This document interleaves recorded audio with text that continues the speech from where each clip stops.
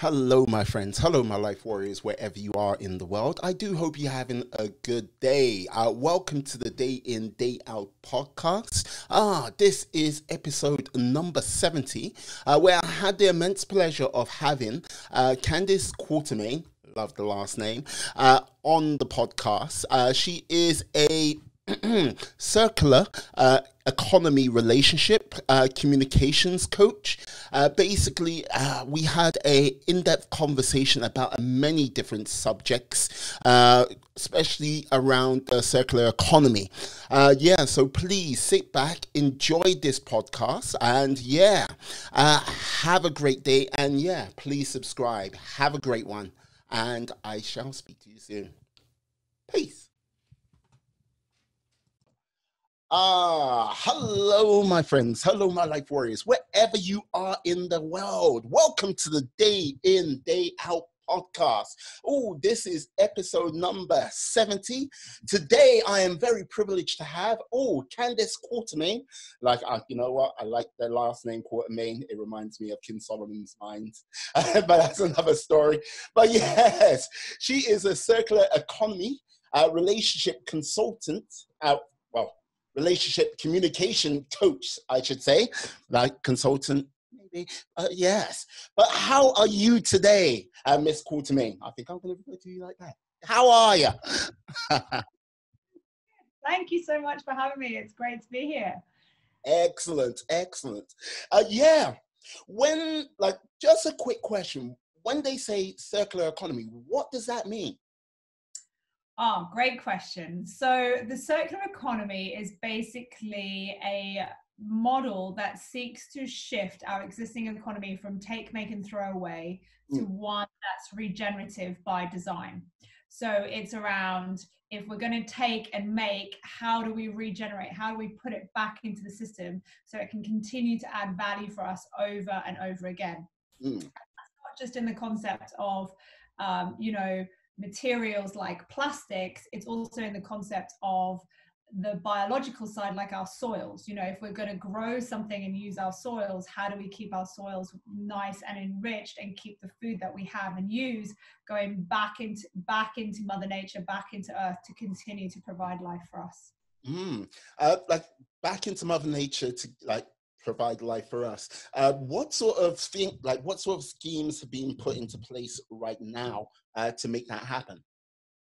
There is, it's such an exciting time. I think for many of us, we might be focusing on some of the trials and tribulations, but we've never been healthier. We've never been living better in many places in the world. And we really are going from strength to strength.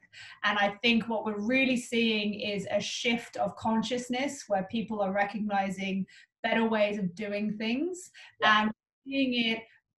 There's big organizational shift in, just sustainability initiatives within organizations themselves. But there's many, many different communities out there that are also focusing on this stuff, local and regional and global. And then you've got big specific organizations that focus primarily on the circular economy movement, like the Ellen MacArthur Foundation in the UK. I set up an organization in Australia called Circular Economy Australia. We've got some really amazing legislation going out through government across the whole of Europe, including the UK, that's really seeking to introduce these ideas and systems into all factors of life. So many, many places championing this way of thinking. So you mentioned it's not just plastics, because this is the thing. The way I see the economy at this way, make, as you mentioned, make, throw, make, take, throw away, was it, or was it make, throw? Make, throw away, yeah. Yeah, you see, that's like a tongue twister to me. My apologies.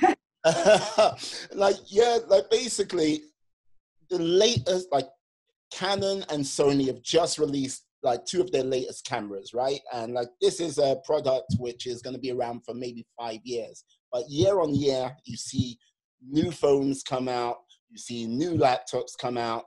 And when I think about recycling, I think aluminium and plastic and maybe glass.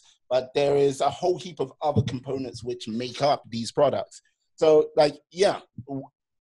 how much can you get out of them? Is it more than what I just said?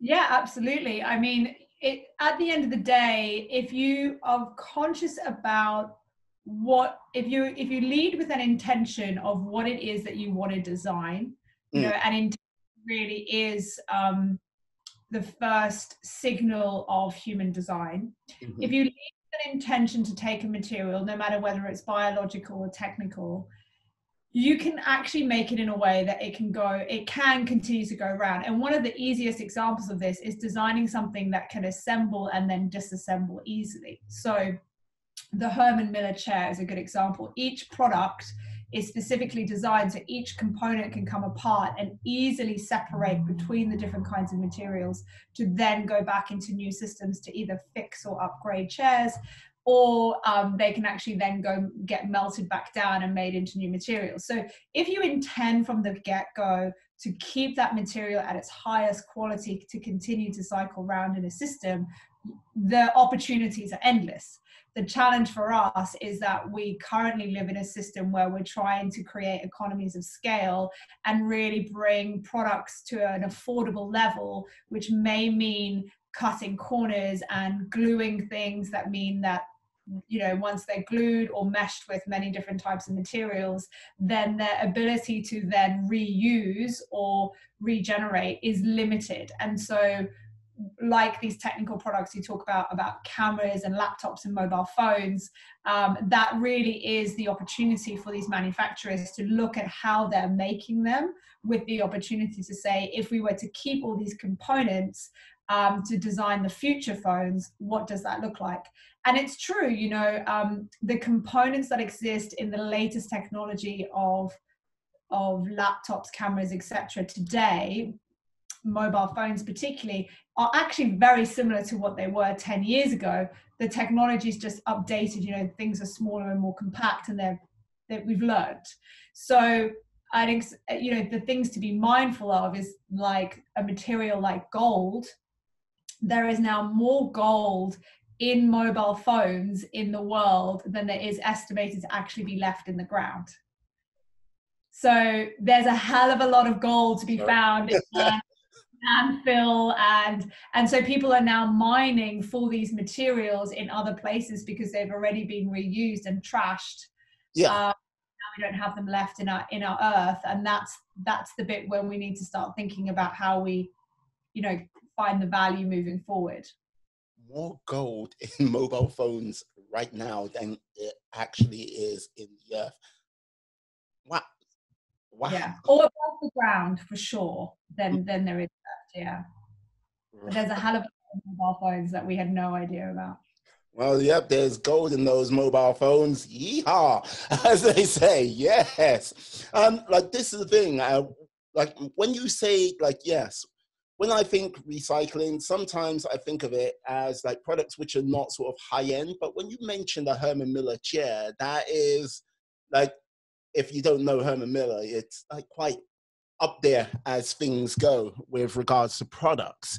But that aside, with yourself, how do you sort of get in? How do people, organizations, or companies get you in the mix of things to help them with this?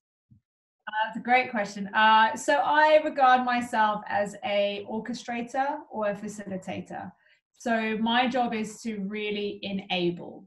And what I do is I connect people to possibility. And I do that by identifying, well, I guess what exists, but primarily I come in with understanding what the vision is, why the organization or the project or whatever it might be exists in the first place. What is the desirable outcome?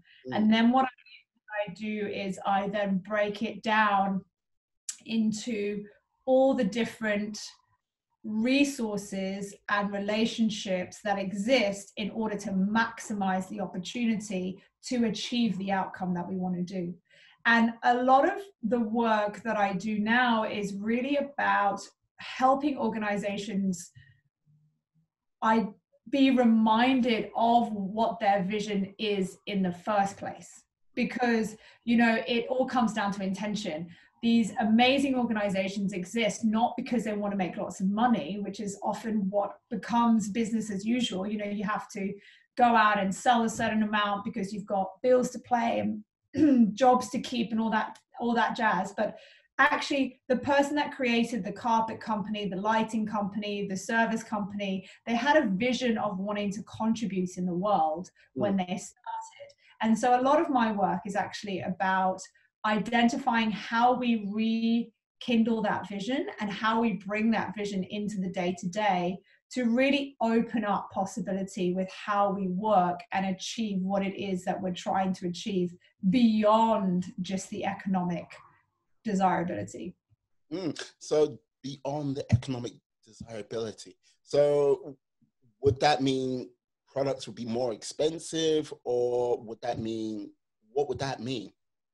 Well, it comes in many different forms, but having worked in the space now for over 10 years, you know, I'm really realizing that the first place that we start with when we're looking at why we do what we do, because, you know, people don't buy what you do, they buy why you do it. Okay? And so, this comes from Simon Sinek, and he's an incredibly inspiring man. And, you know, I totally believe in what he believes. And if you're interested in his stuff, definitely go watch his YouTube. Yeah. Sorry, what was that? Reason why? Simon Sinek said. People don't buy what you do, they buy why you do it. And I think that's the challenge for all of us, not only on a personal level, but in our jobs and also ultimately in our organizations. And what I've realized over the last 10 years where I've been working in this economy space, and you can even see from our conversation, it's very quick and easy to talk about the mechanics, you know, the materials of the system or the products. But actually what we need to be talking about, which is what I think is the bigger conversation, is the psychology, is the people part, is the why. Because I think it's 80% psychology and I think it's 20% mechanics. Because we now live in a world where anything's possible, right? Our imagination knows no limits, it's limitless, you know, and it's infinite. So there is always going to be a way, but how are we showing up to what we want to do? What's our intention of what we want to achieve? How are we interacting with the people around us to make the most of the opportunity that's available to us in that moment?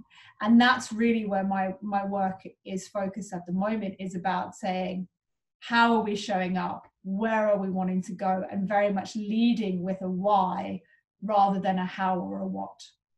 I see. And like, this is the thing, before you sort of came across the works of Simon Sinek, was that your sort of key focus beforehand, or was it a case of it evolved over a course of time? So I have, for the first 20 years of my life, I was very much connected to the natural world in the sense of having a deep connection with horses. Okay. And so I've always been a feeler. You know, I'm driven by how I feel. That's always been a very strong reality for me. And then I've had to learn, possibly also through my life in being, I had two other challenges growing up. I had very poor eyesight. I actually didn't know that I needed glasses until the age of 7. So I was walking around not being able to. Oh, excuse me. Oh, excuse me. Excuse me. It's like, I think you might need glasses. Huh? Short-sighted, so I could see the immediate things, but I couldn't see very far. Right. The benefit that it gave me and the frustration that it gave everyone else was that I developed a very wild imagination because I couldn't see it. So therefore I interpreted my world. And so, you know, as a kid, my aunt and my uncle would get frustrated because we'd be driving along and I would be seeing giraffes running along the road and zebras. And, you know, I grew up in Cape Town, so this is what I saw, but it was just sand and trees and, you know, nothing else. But my cousins were incredibly frustrated because they couldn't see it. So it was an interesting dynamic, but I had a wild imagination, and that you know, served me well. The second thing was that I found out later in life that I was quite severely dyslexic. So I have the reading and spelling ability of a 12-year-old. And that is a superpower and has been a huge blessing for me in my life, because I have never been able to just conform to the obvious way of doing things. That has been very hard for me to do. So I've had to find creative alternatives to getting the same outcome. You know, if people sit down in a circle and they did reading, I couldn't read and I didn't want to read. So I would offer to make the water for all the children instead, or I would, you know, offer to do cleaning up. Or I'd find another way to get around that, something I couldn't do. And that served me really well in my career, and definitely in this space that I'm in now, where I've managed to identify and believe that anything is possible. I've been able to practice finding alternative ways and thinking differently. And I've also been able to really appreciate the power of my emotions to guide my authenticity and genuineness and desire for an honest result, I guess, into the work that I do and the contribution I make. No, like, this is a thing. I would say, being a dyslexic myself, I would say with regards to your imagination, I think because not having the sort of like, yes, the whole sort of reading, writing down code, I think with regards to that side of many dyslexics, they like the imagination and sort of creativity is a little bit more of a spark, and it comes a little bit easier than others. And it's, yeah, you do find ways to get around, as you said, with doing the water for the circle. But all in all, I'd say generally on a day-to-day basis, yeah, like being able to see things just that slightly different, it makes a world of difference. It can, like, from getting something done or failing, it's just like that little bit's like, yeah, why not do it this way? And people like, why didn't we think of that? And it's just one of those things. It's your superpower, my friend. It's your superpower. Make sure to use it well. Use it for good. Of course. You're just chucking. It's like, huh? Put away the big laser. Not right now. So with regards to like your sort of 20-year mission, like, well, coming up to this point, so was like, apart from the dyslexia, was there any other sort of challenges you found yourself in life? Because like you're a feely person compared to being like, how can I say, more practical, say. Like, how has that been for you? Well, so the thing that I realized in being very much a feeler in my early part of my life, I realized that I had to learn the other side. I had to learn the practicalities. And that very much was where I shifted my focus when I started my university career. I went into that space. So I trained as a project manager. I trained in systems. I went into business. I worked as a studio manager. I worked as a general manager. I helped to bring, I helped to bring ideas to life in a practical sense, in the sense of time, cost, and quality, because I didn't have any of those skills before. So I trained very hard in that space.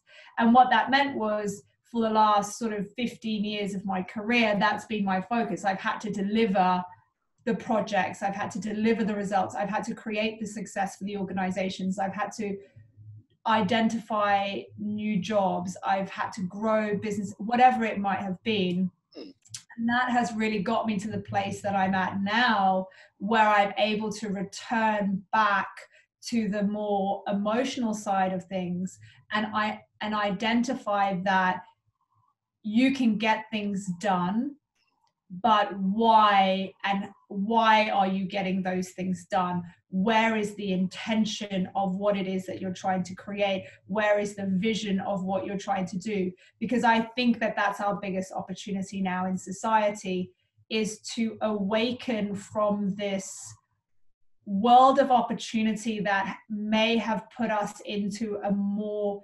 autopilot state, you know, where we just do things because they're available to us and they're accessible, but we don't actually question the value that they give us in our lives and whether that's something we really want to be doing that gives us that longer term sense of fulfillment.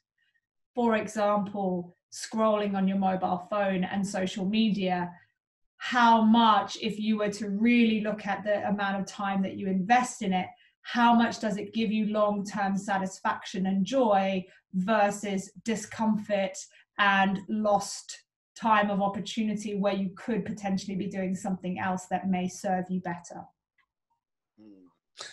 I miss time and opportunity which can serve you better. Now, yes, with that, with regards to that, seeing as there's been, how can I say, everyone's had a sort of healthy dose of getting a lot of time this year.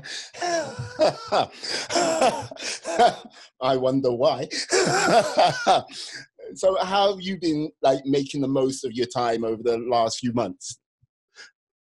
To be honest, I completely feel that we have been given such a unique opportunity with COVID, in the sense that it has been a very real reality of life, you know, and I think the benefit of that is that it has awakened us out of that automation that I've just been speaking of.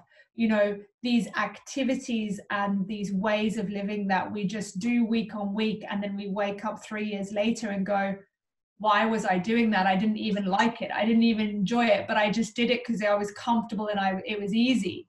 COVID has done this amazing thing where it has forced us to change and has put us into this discomfort against our will.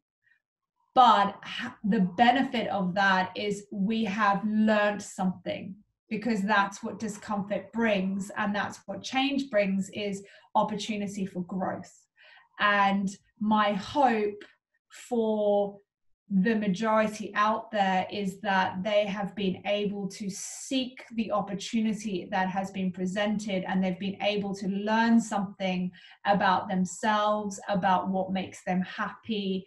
It has been able to shift perspective for them to maybe have the space to reflect and process, to question in a way that they may not have been questioning before.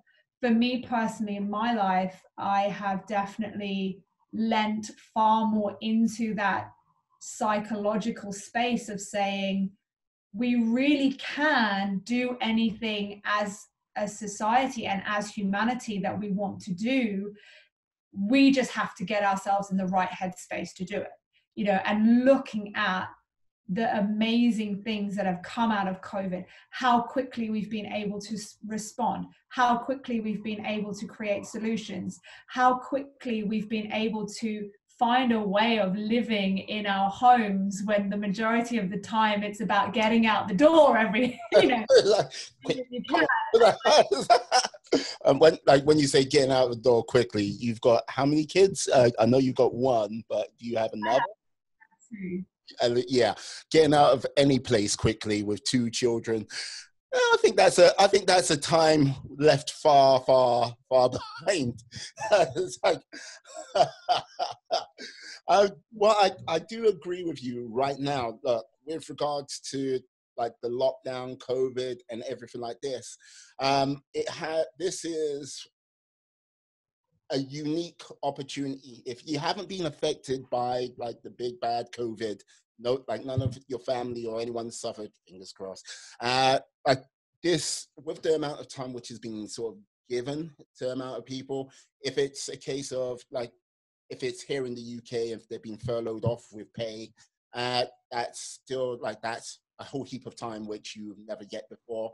But just from the simple perspective of not, if you're working from home, not having to do that commute every time. If it's half an hour or an hour, that is time you're getting back in droves.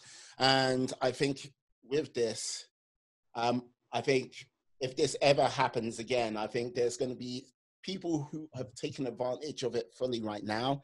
And there's going to be some people, when it's over, will be like going, damn, I had all that time, but I didn't do anything with it.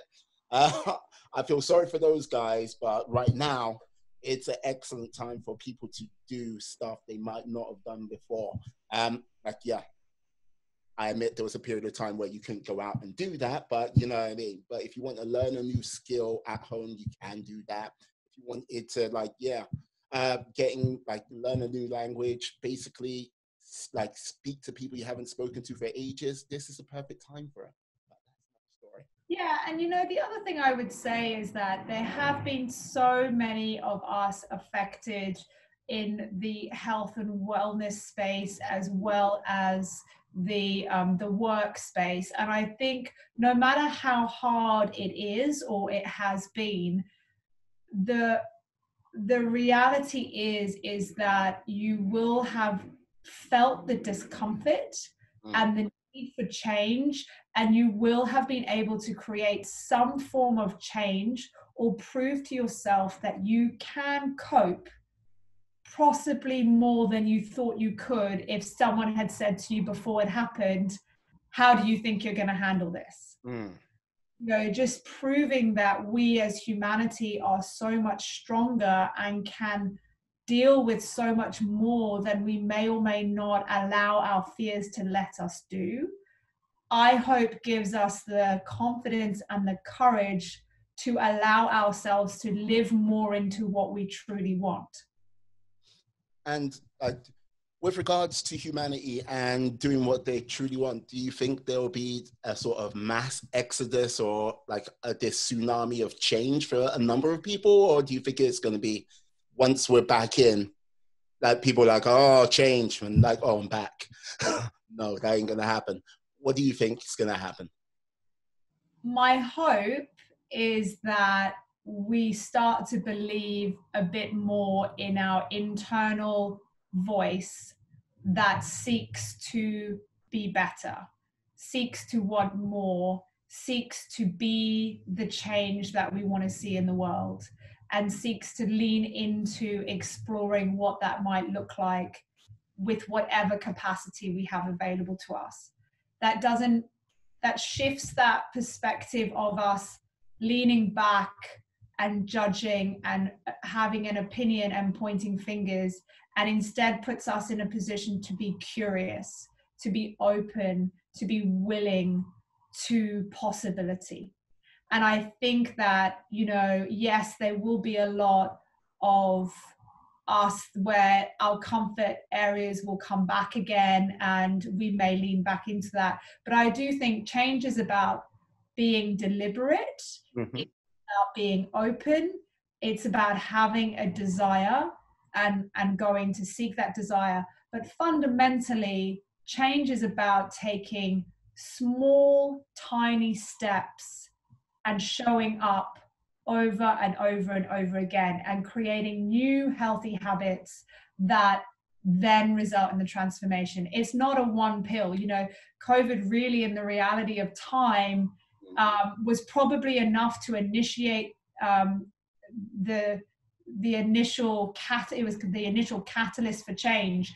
But you don't get a six-pack from being overweight and obese because you turned up at the gym for a month. You transform your body and your health and your lifestyle by showing up every day, by making a choice hundreds of thousands of times. And so that's my hope, is that this has started something that can then enable healthier and more informed choices into the future. Yeah, no, I agree. You can't make those changes like showing up once or twice to the gym to get that six-pack. And change does take a hell of a lot of effort. and yeah, those steps on a day-to-day basis. But also, like, with regards to change, there has to be like some, like, how can I put it, incentive there to make that change worthwhile. Like, with regards to like the circular economy, like, if what, like, you've told me about, yes, get like how much gold's in, like more gold in phones and everything like that, but people like sometimes don't actually understand. But what does that mean in sort of economic terms, say? Well, the first thing I would say is that, people having an incentive, Mm, the number one incentive that people have is that they want to survive. yeah. And they want to live a healthy and happy life. That's what everyone wants. Mm, So whilst it's very easy to put labels and views and opinions about everyone else's business, at the end of the day, that's what we all want. And that's what we seek to try and do every day with our lives. That's what I believe. I think that the long-term incentive for something like a circular economy and achieving the kind of change that we're talking about, which for me is asking the question, which is, how do we create the conditions for life to thrive? mm-hmm. I mean, all life, not just us as humans, but I mean the environment in which we live in, because guess what? We cannot hold our breath and count our money, right? It isn't a reality. Mm, So we need our environment in order to survive, in order to be healthy. And I think that for me is, we need to be reminded of that we are connected to this earth, to this world, that if the world is not healthy, we are not healthy. mm, And for me, the incentive is to just seek to slow everything down and take more responsibility for who you are. You can do anything in this life, but you can't necessarily do everything. And I think that's the challenge that we face in our world today, where we are trying to be given everything. mm. So the more we can start to listen to our own internal dialogue, silence the mind and listen to the heart, as woo-woo as you might think that is, speak to someone that is older and wiser in their life, and they will tell you that that is so true.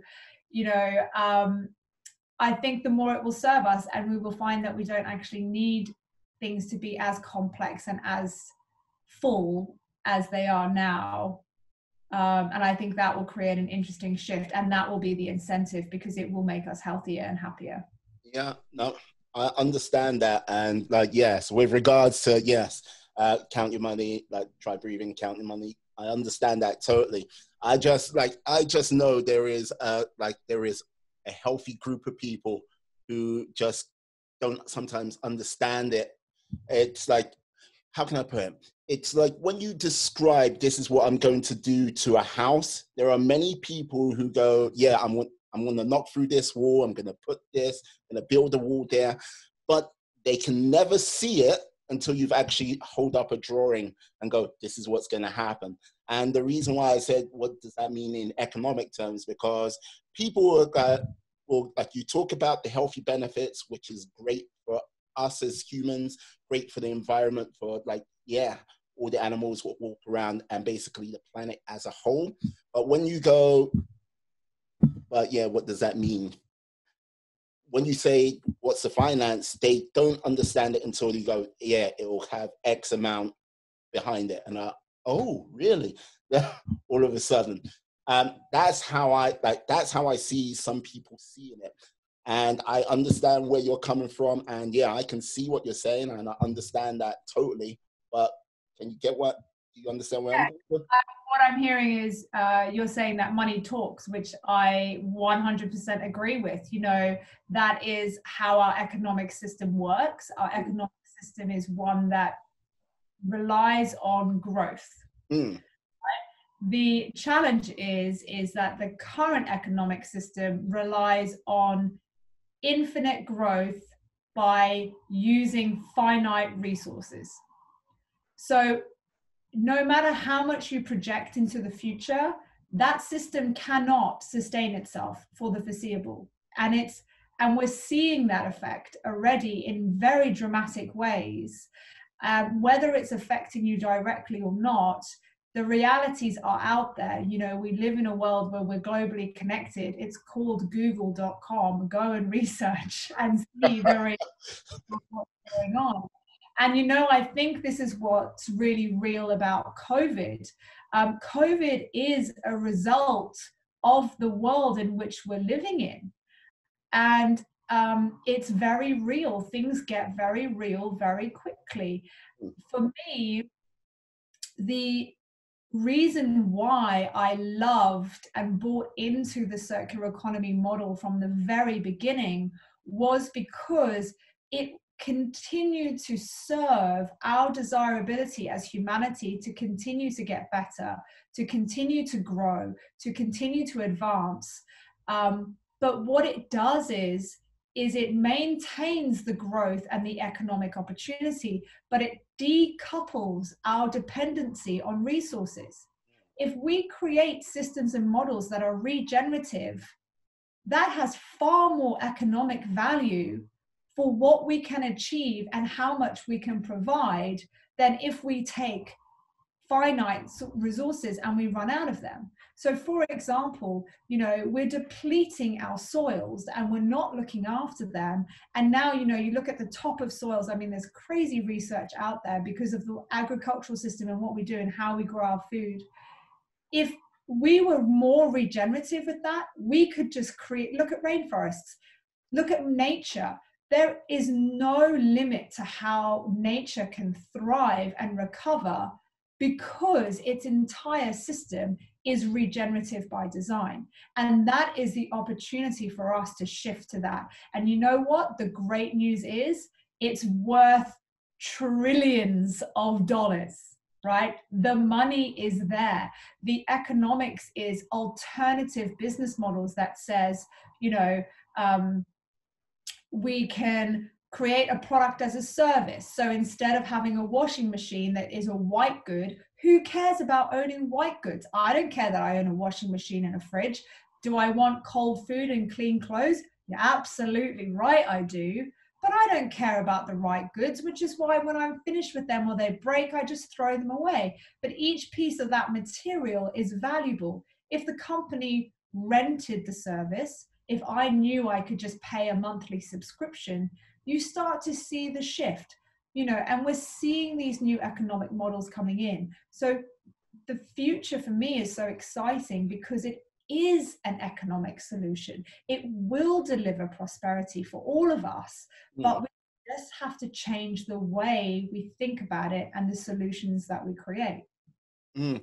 Like when you say monthly subscription for white goods, like my thought would be, okay, there are a number of companies now which rely on the subscription model, and it comes down to this: how many subscriptions goes beyond the whole point of it goes too far, if you get what I mean. And if depending on your sort of economic sort of resources, if you could afford doing a subscription here, a subscription there, having a subscription for your white goods, having a subscription for your TV, having a subscription for your like computer, there's only so much like people would be able to like afford, especially if economic situations were tight.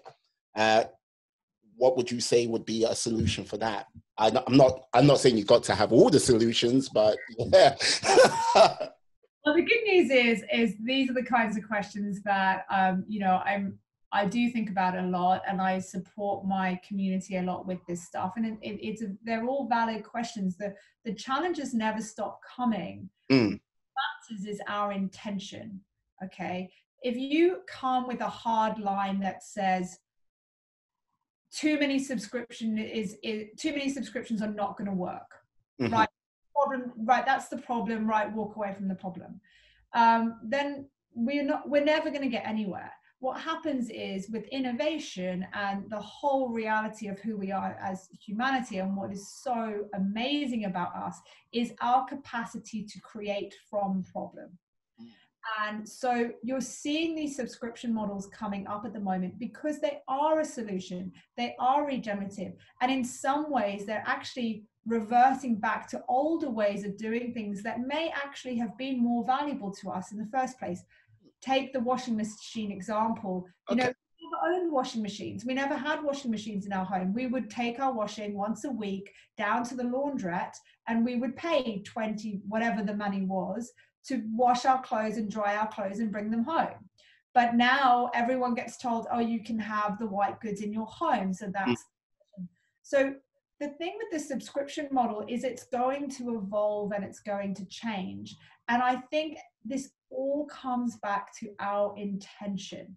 How are we living our lives and creating value in our lives that make us healthy and happy and allow us to do what we as social animals and beings want to do, which is contribute. We care about ourselves, but we also care about those people that we love and the communities that we are a part of. And if that's how we keep coming to the table as we face our problems, we will always be able to find a solution. We will always be able to evolve. And I think COVID is such a fantastic example of that. How community has found a way to navigate through. Has it been perfect? Absolutely not. Have we needed to learn from it? Absolutely.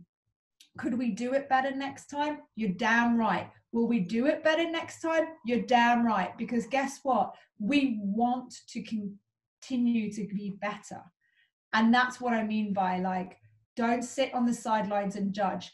Pull your sleeves up. Think about what you care about. Start doing that and contribute and help and be open and willing to evolve. Excellent.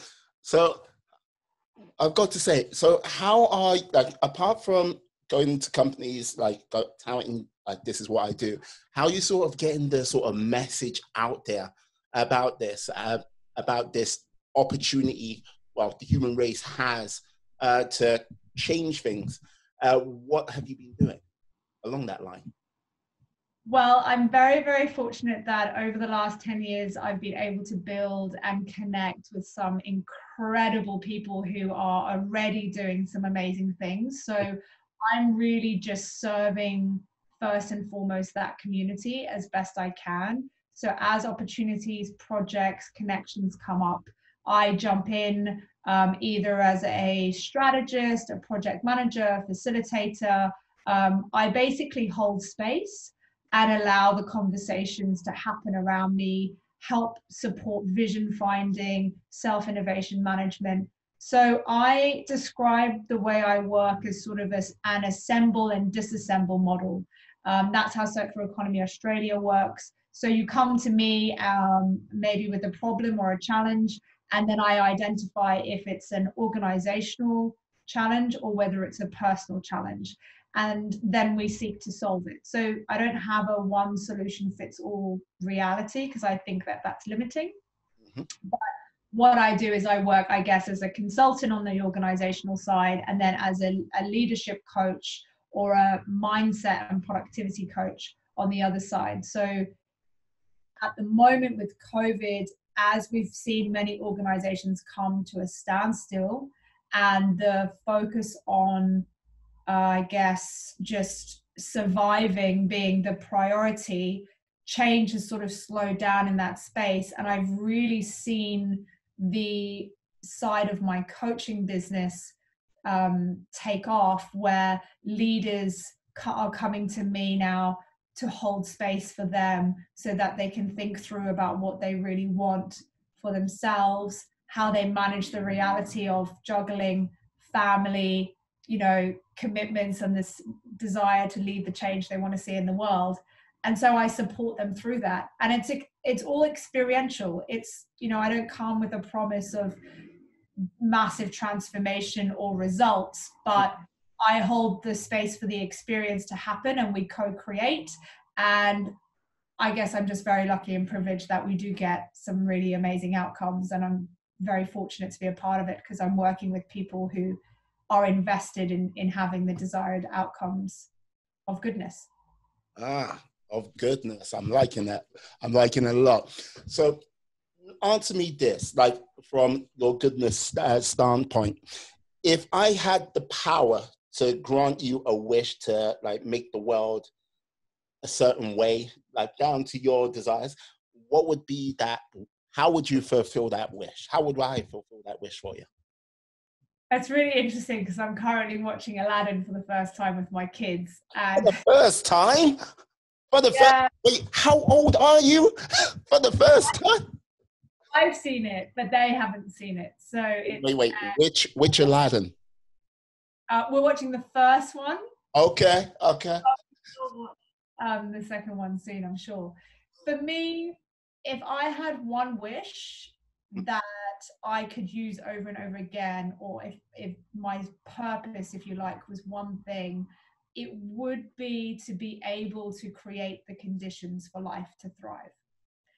Because I think that it is about creating that space. You know, life is about living, okay? So we've got to go through the trials and tribulations to really appreciate the good, you know, the celebrations, the feasts, the famines, the trials, the tribulations, the whatever it might be. So I wouldn't take that away from us, but I would definitely open the door for saying, let's shift from this idea of scarcity towards this idea of abundance, that we can push possibility to the space of thriving, that we can push our economic way of being, not about survival, but about of thriving and celebrating and joy and greatness. So yeah, that would be my wish.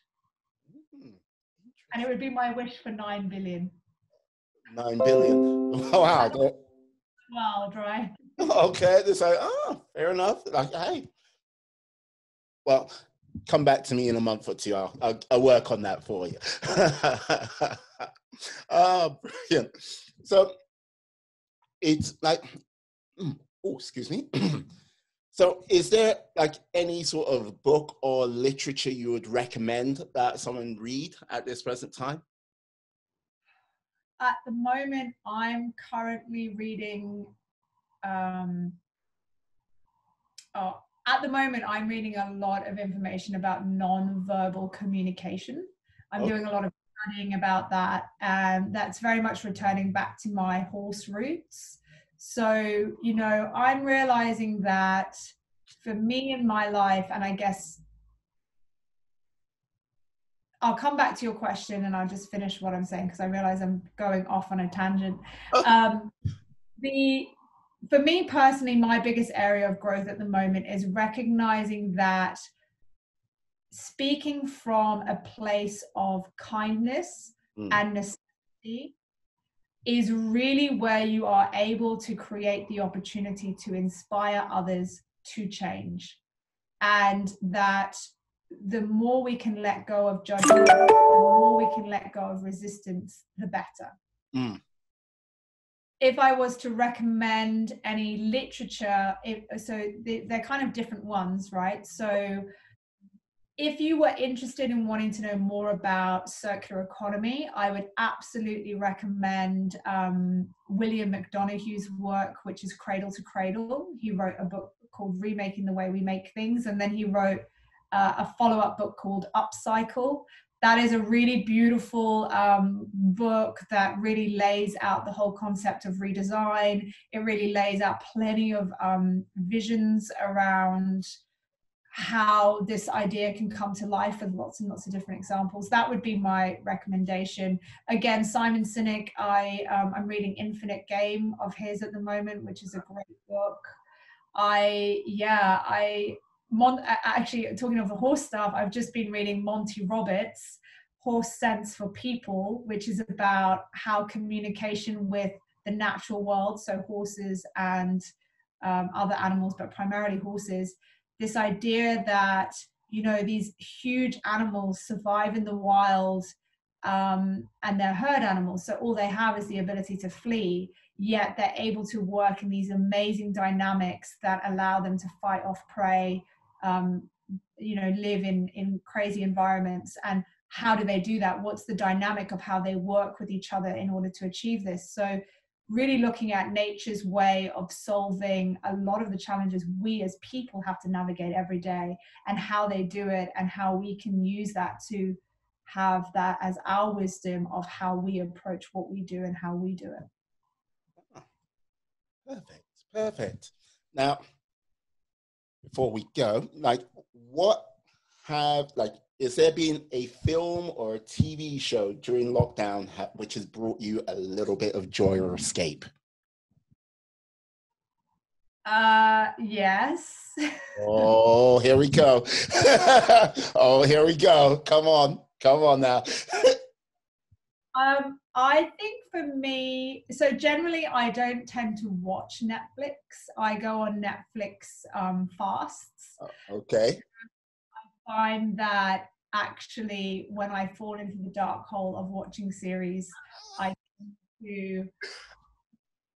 tend to, I'm not sure how much value it adds to my life, put it that way. Yeah. For me, firstly, I love watching documentaries. The Bill Gates documentary series in Netflix is absolutely fantastic and really inspiring. I also watched for the first time Free Solo, which is the movie of the climber that climbed free in El Capitan in Yosemite. I saw that. Oh my God, no. Oh God. Like, there was a couple of shots looked out. I was like, oh no. Oh no, no, no. Definitely sweating watching that. Oh. Yeah, so things like that. I really like to, I guess I just have, with everything that I do, I just have a real interest in dynamic and how we as humanity interact with the natural world, and then how we solve problems creatively. So I tend to fall into the documentary space a lot more than I do in the entertainment space. But there is one guilty pleasure that I do have. And if I am on Netflix and I am looking for something that's just all light-hearted and humorous, I am a New Girl fan, so I do watch that too. Oh, there you go. Ah, loving it. Like, yes, I've watched an episode of 2 of New Girl, and yeah, I understand. Like, yeah, I'm staying away from that at this present time. But yeah, got to say, with that El Capitan, it was mental. There was that section where they were trying to get across, and like the guy who led the way, time and time, day after day, trying to do that jump, couldn't do it. And then, I'm not going to spoil it, but the way he got around it was just like, I looked upon that and went, are you mental? But yeah, I've got to say, when, like, you got to think outside of the box sometime, and he thought outside of the box. I wouldn't have done it, but yeah, amazing, amazing. I got to say, yeah, how can the lovely people out there find you and basically, yeah, get some more knowledge, get you on board? Well, thank you. So I have a website, which is just CandiceQuartermain.com. And that basically, from there, you can reach out and communicate with me and get in touch. I also am on Instagram. I actually run an experience through Instagram, which is called a daily intention experience, which is a experience that I host on WhatsApp, where a small group of people for a number of weeks. At the moment, it's a 4-week experience. We just finished an 8-week experience, but you post one word of intention you seek to live by or have to anchor your day. Mm-hmm. And that is then showed and celebrated via my Instagram, which is at Candice Quartermain. So you can go and check it out and sign up to join it if it's of interest. Outstanding. I'd like to say thank you. I'll put all of that information in the show notes. Yeah, so people can follow you, find you, and like say hello. Maybe talk about an episode of New Girl with you. You never know. That's another story. Maybe talk about horses as well. But yes, Candice, I'd like to say thank you. It's Quartermain, like the name. Thank you very much for coming on the show today. And I'd like to say thank you to anyone who is still watching the show. Thank you very much for hanging in there. I wish you a great day. Stay safe, stay well, be excellent, be cool, be fantastic. Be all the positive bees you can be in this world and more. Have a great day, guys. Peace. Oh, she's waiting. Bye-bye.